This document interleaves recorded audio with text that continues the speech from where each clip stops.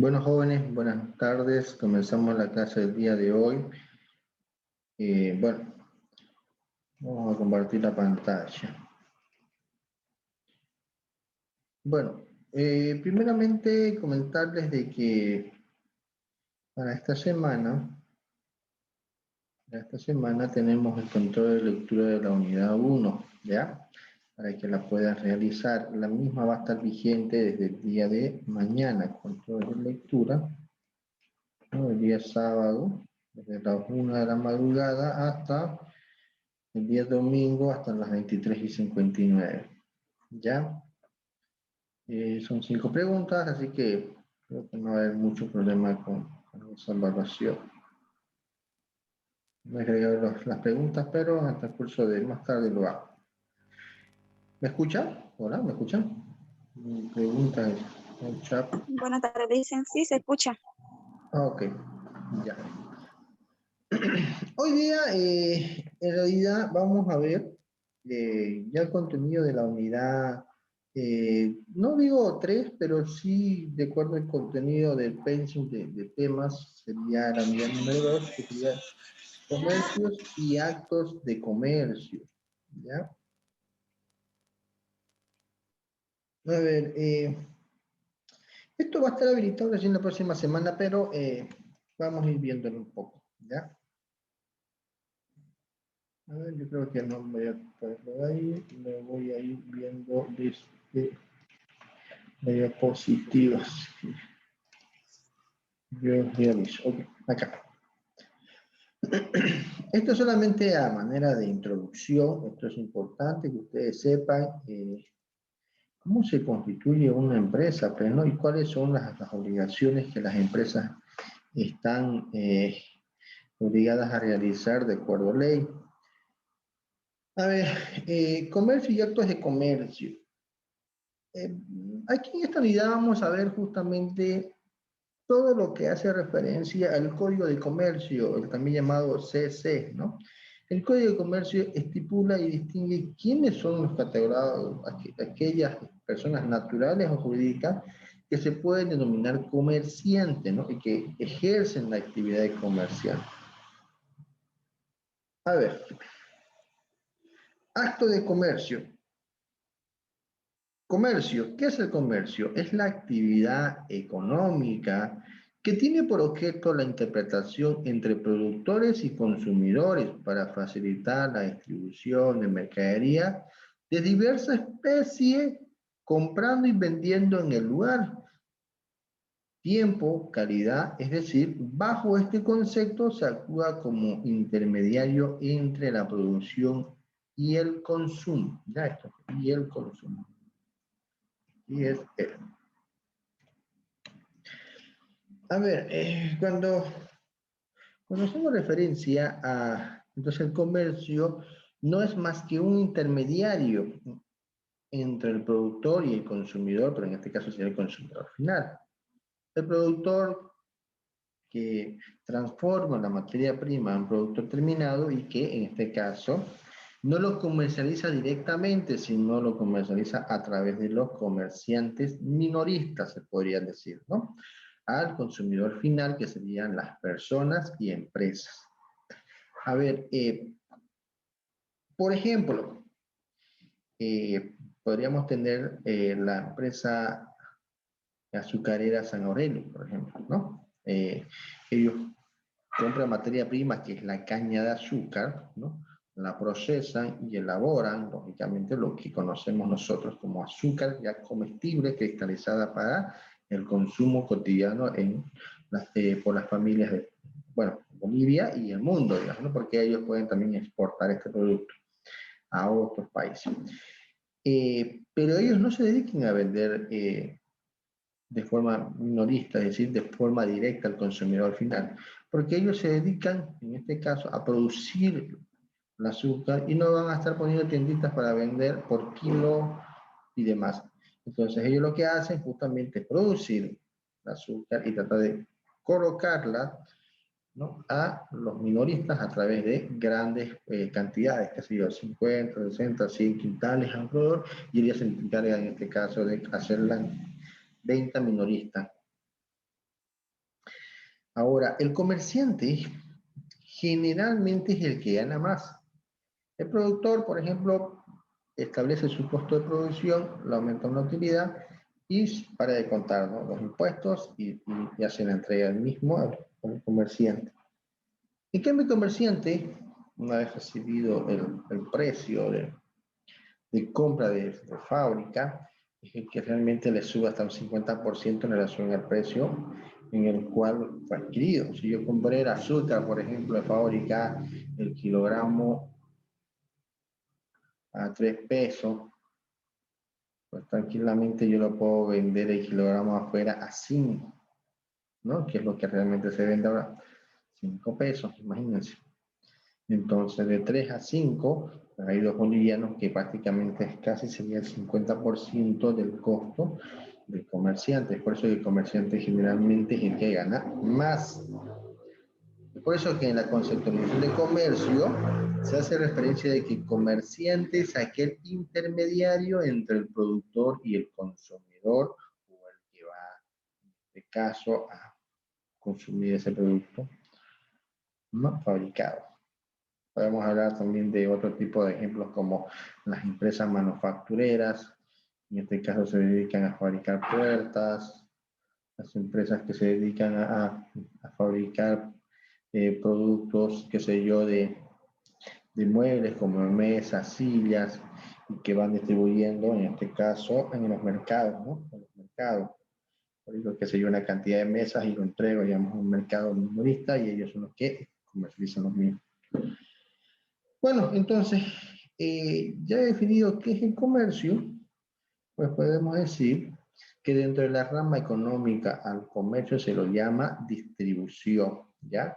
Pero ¿cuál es la diferencia entre comercio y tráfico? El comercio supone un cambio de propiedad respecto a los bienes económicos que se venden, es decir, el comercio es más que todo el cambio, la transferencia de dominio, ¿no?, de los productos o bienes que se venden. Mientras que el tráfico es simplemente la circulación de dichos bienes, es decir, no es más que la distribución de los mismos de un punto a otro. Ahora se llama tráfico. Ok.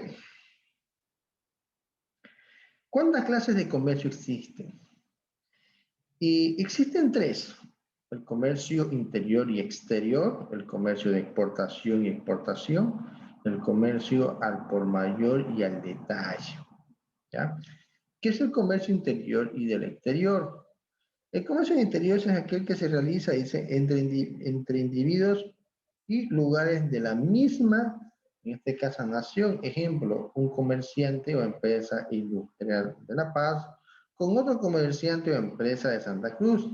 También se denomina comercio interior efectuado entre provincias y las metrópolis. Es decir, el comercio interior es aquel comercio que se realiza en el mismo territorio en el cual fue fabricado el producto, ¿no?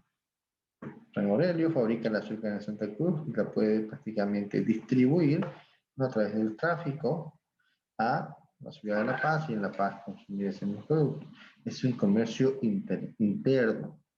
Es por eso que ustedes han visto que, por ejemplo, el actual gobierno, bueno, vamos a ver primero el segundo concepto. En cambio, el comercio exterior se efectúa entre comerciantes de distintas nacionalidades.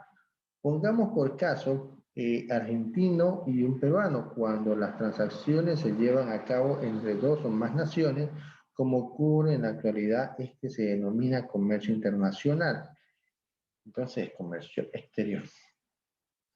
A ver, los productores, en este caso, de productos, eh, pueden vender en el mercado interno o externo, es decir, en el mercado nacional o el exterior o internacional. Eh, por ejemplo, el ejemplo que les quería decir hace rato, a veces, y bueno, dependiendo del modelo económico en el cual se base un gobierno, puede o no eh, incluirse y establecer normativas para regular el tema del comercio. Es por eso que es muy cuestionado, por ejemplo, lo que hoy en día hace el Estado en sí. Eh, Cada quien tendrá su punto de vista, en este caso, correcto o incorrecto, o no hay ni, ¿cómo se dice? No hay conceptualizaciones falsas, sino lógicamente lo que se busca es que haya un abastecimiento nacional. Ese es el principio, ¿no?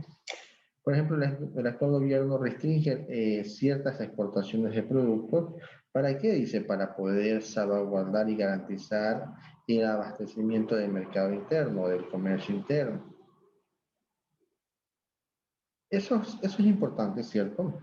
Pero eso en otros países que manejan otro modelo eh, económico, en este caso de políticas económicas, es que no se meten en el tema del mercado, ¿no? Los gobiernos, de acuerdo a modelos económicos, generalmente dejan que el mercado solo se regule, ¿no? Es decir, tanto entre comerciante, tanto entre comprador y vendedor. Establece un precio de compra y venta que se llamaría punto de equilibrio, puesto de que en este caso el mercado se regula solo. ¿Sí? Esa es la idea, ¿no? Cuando ustedes pasen, o me imagino, ustedes vayan a ver otras materias como, en este caso, microeconomía, la microeconomía y macroeconomía, si lo van a ver más adelante, se van a dar cuenta justamente de este punto de equilibrio de los mercados, ¿no?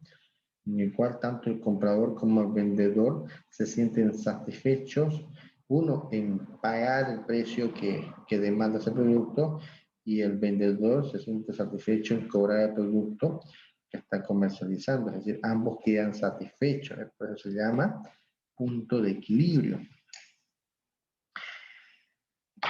Bueno, el punto de equilibrio, o sea, en el precio, ¿no? Entonces, aquí hacemos una conceptualización. Comercio interno, producción que se vende en el mercado interno, puede ser en cualquier territorio, pero tendría que ser nacional, Santa Cruz, La Paz, Cochabamba, el problema es mercado interno, pero si ya la transacción se hace a través de, qué sé yo, consumidores externos, como consumidores o vendedores, en este caso de otros países como Argentina, Chile, Brasil, ¿no? O que sería China, por darle un nombre, bueno, eso ya se conoce como el comercio exterior o, en este caso, comercio internacional. ¿Ok? Eh, Otra clasificación de comercio, otra clase de comercio, es el comercio de importación y exportación. El comercio de importación decimos cuando los productos adquiridos provienen del extranjero, por ejemplo, cuando los bienes de consumo o de uso, como ser vehículos, harina, etcétera, etcétera, son vendidos en Brasil o de tejidos de tejidos, en este caso de algodón, traídos de Alemania. Son artículos de importación a Bolivia. ¿Qué quiero decir con esto? Que son productos, bienes que se fabrican en otros países y que producto de la necesidad de adquisición por otro país, nosotros compramos esos productos en el mercado exterior y lo traemos, en este caso, al territorio nacional. Ese proceso se llama importación. Es decir, por ejemplo, y esto es bien común, la concesionaria de vehículos que vende Toyota en Bolivia, Toyota creo que se llama, ¿no? Toyota. Ellos, por ejemplo, traen vehículos, venden vehículos de la marca Toyota. Toyota no es una marca boliviana, no se produce en Bolivia. ¿Se produce dónde? En el Japón. Entonces, ellos compran los vehículos en el Japón y los traen a Bolivia para venderlos a los demandantes de esa marca de vehículos en nuestro país. El proceso de que esos vehículos se fabrican allá, pues lógicamente, y traerlos e introducirlos al mercado nacional, se llama importación, ¿ya? Nosotros en lo que es contabilidad de costos, vamos a ver justamente los costos de importación, ¿no? Costo de adquisición o importación.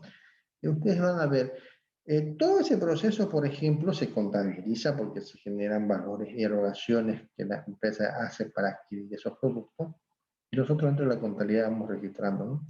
Hasta determinar el costo total, en este caso del producto puesto en Bolivia para la comercialización o puesto en los almacenes para la comercialización. Eso es importante, ¿ya? Aquí, por ejemplo, ahora de ejemplos de vehículos, harina, podríamos hablar, qué sé yo, de harina, cerveza, que está entrando mucho, y ustedes han visto la cerveza. El tema es que a veces estos productos entran de contrabando, que ya esa es otra historia, ¿no? Bueno, dos.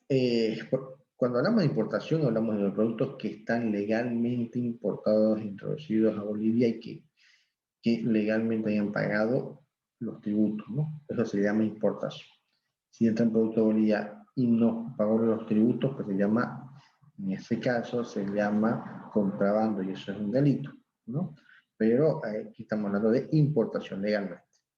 Ahora, el comercio de exportación es el caso inverso, es decir, cuando los bienes económicos del consumo o de uso se muestran, en este caso, en países como Bolivia, son enviados a otra nación como Perú, Argentina, España, etcétera, etcétera. Es decir, que los productos que nosotros fabricamos son enviados a otros países que son requeridos. En Bolivia muy poco se produce para exportación, poco, casi nada, pero sí hay. Por ejemplo, lo que exportamos, y es de calidad, ¿no? Es la cerveza. No sé si ustedes han visto.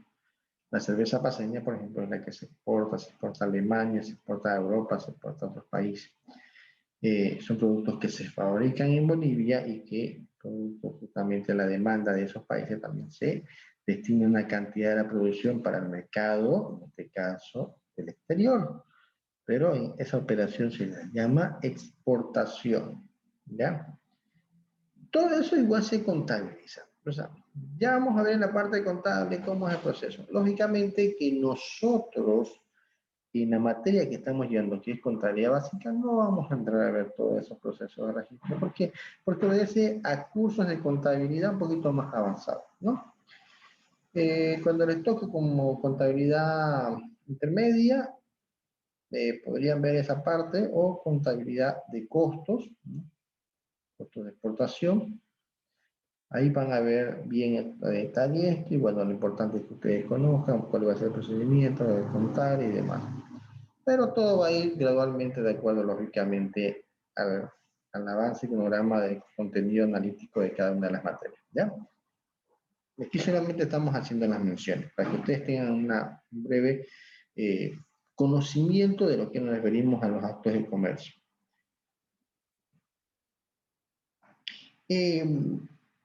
Otra clase de comercio, como tercera, tendríamos el comercio por mayor y al detalle, ¿ya?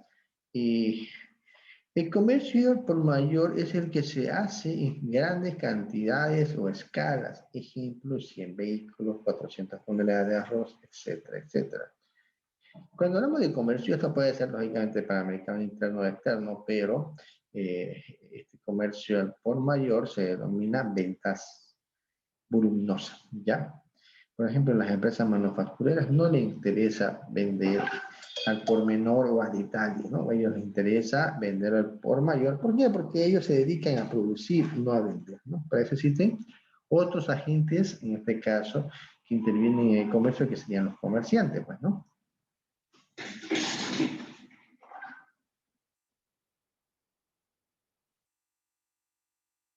Eli, no, digo ya. Bueno, que se me echó más. Ok, entonces, el comercio al detalle es aquel comercio que se realiza en este caso vendiendo, ha roto ese vaso, que se realiza vendiendo o comprando en cantidades pequeñas, ejemplo, 1 kilo de arroz, 1 kilo de azúcar, 2 kilos de aceite comestible. Es decir, los comerciantes que se dedican a la venta al detalle son los minoristas, ¿ya? Y eso lo podemos encontrar en los mercados populares. ¿no? Como las ramadas, 7 calles y demás.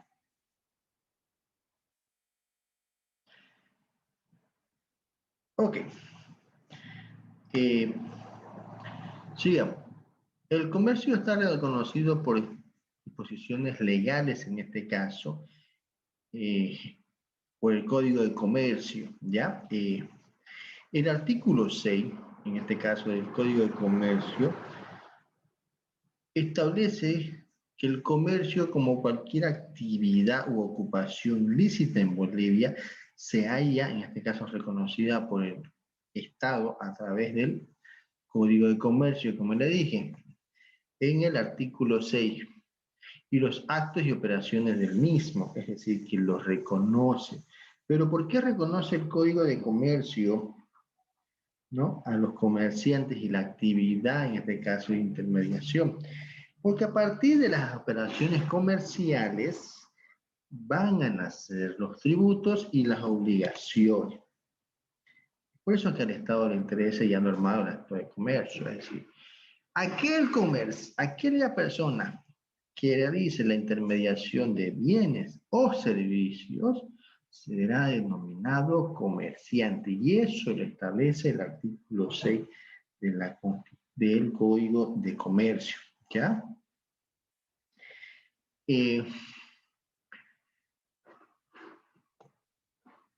Ahora, el comerciante, de acuerdo al Código de Comercio, se declara comerciante a todos los individuos que, teniendo capacidad para contratar y obligarse a ejercer por cuenta propia actos de comercio, según artículo 5 del Código de Comercio. Es decir, el artículo 5 establece que el comerciante es aquel individuo que tiene la capacidad, no, ya está, la capacidad, en este caso, de contratar y obligarse, es decir, que no solamente él va a trabajar, sino que puede contratar a personas y obligarse a pagar haberes o sueldos para ejercer esa actividad. Ahora, ¿quiénes tienen la capacidad legal para contratar o obligarse a ejercer el comercio?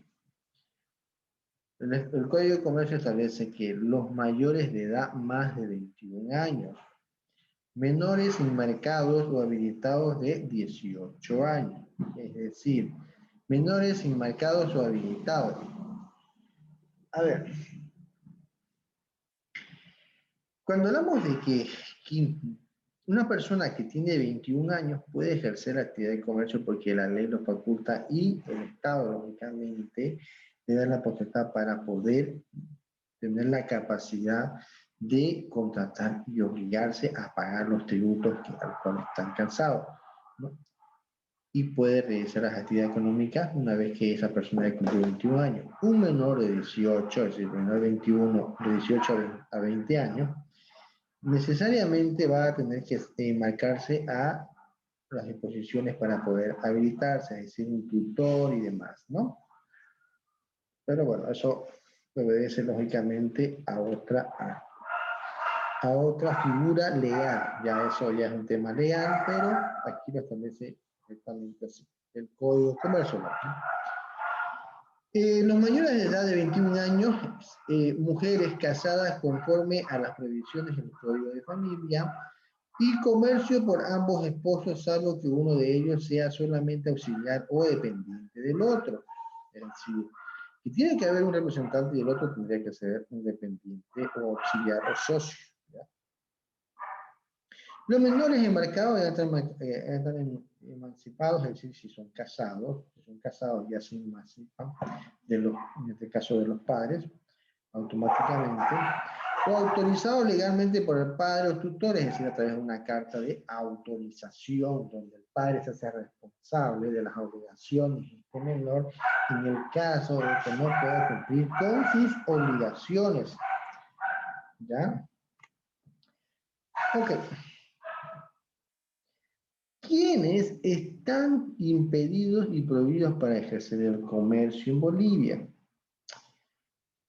A ver, las personas señaladas por disposiciones legales o como consecuencia de sentencias judiciales, es decir, que tengan problemas judiciales y que tengan sentencias, antes no.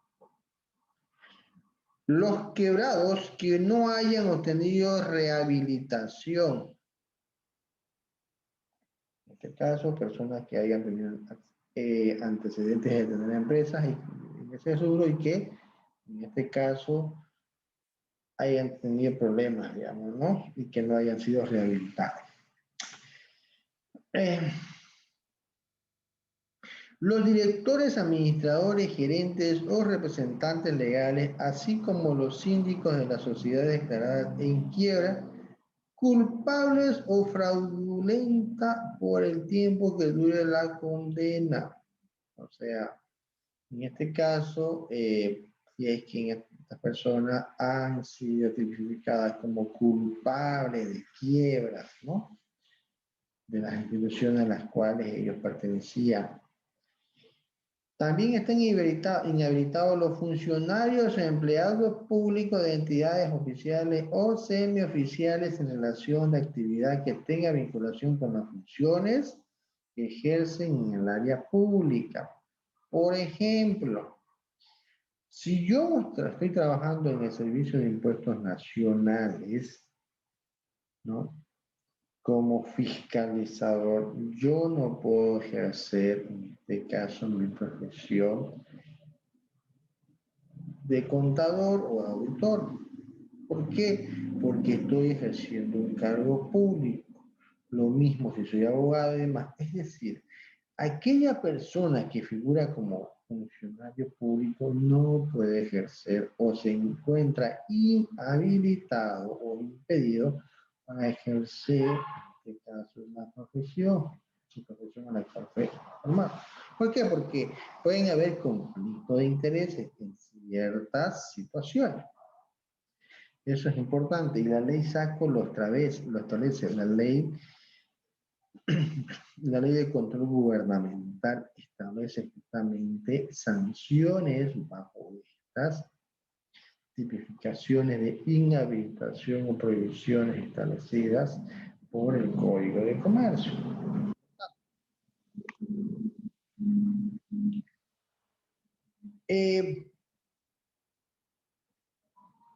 El comerciante debe declarar su domicilio y calidad de comerciante.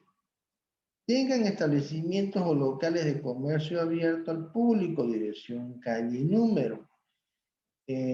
Tengan la difusión pública de calidad de comerciante anunciada por cualquier medio de realidad, prensa, escrita, televisión. Es decir, que aquel persona natural o jurídica que se considere comerciante, que realice en realidad la actividad de comerciante, está obligado a declarar su domicilio y calidad de comerciante, es decir, debe registrarse en la institución de registro de comercio. ¿Cuál es esa? Fundempresa, actualmente Fundempresa, ¿ya? Yo realizo mi actividad, qué sé yo, de una tienda comercial de venta de electrodomésticos. Entonces, ¿qué estoy haciendo? Estoy ejerciendo mi derecho de ejercer el comercio en Bolivia, como ciudadano. Bajo ese entendido, pues yo estoy obligado, uno, a registrarme y notificar a la población, la población de que yo soy comerciante y que esta es mi dirección fiscal, donde voy a instalar mis oficinas, ¿no? O mis instalaciones de mi punto comercial.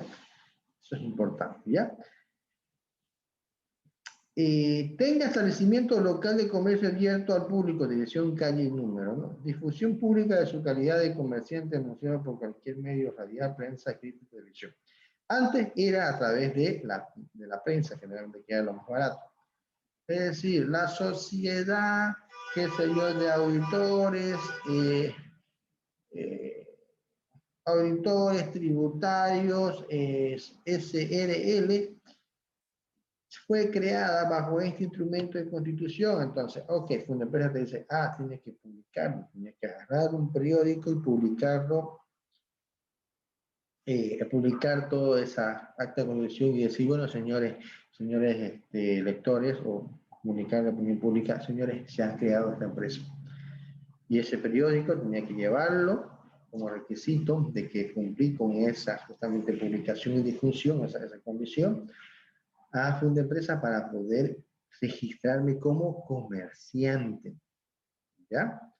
Ahora ya no, hoy día se hace todo a través de la Gaceta Electrónica, es decir, existe una Gaceta Electrónica en el cual yo hago ya esos actos y una vez que haga el pago, automáticamente yo, en este caso, accedo a poder registrarme como comerciante y obtener mi matrícula de comercio, ¿no? La que ustedes trabajan, ustedes han visto que, porque es una formalidad por si acaso, ¿no? Exponer en un lugar visible la matriculación de comercio o la matrícula de comercio de Fundempresa, ¿no? Tiene que estar en un lugar visible, ¿no? De fácil acceso. Cuando yo ingrese a ese comercio, yo tengo que tener el acceso directo a poder ver, es decir, ni siquiera ver, sino al momento que ingrese tengo que darme cuenta de que tiene la matrícula de comercio y que están legalmente cumpliendo lo que se establece en el Código de Comercio, ¿ya? Como matriculación. Eso es importante. Y lógicamente, también tengo que especificar la dirección en esa matriculación. Tiene que ser efectivamente donde yo estoy, donde está, en este caso, la empresa, sea natural o jurídica, pero no, personal o sociedad. ¿Ya? Se va a cortar en cualquier momento, ya son 1 minuto y 41. Vamos a volver a la otra sesión, ¿ya? Como tenemos aquí en estos periodos en esta clase, volvemos. Quisiera que ya vayamos al tema de sus grupos de exposición. No sé si me han pasado los grupos, al grupo de WhatsApp de la materia, la conformación de su grupo.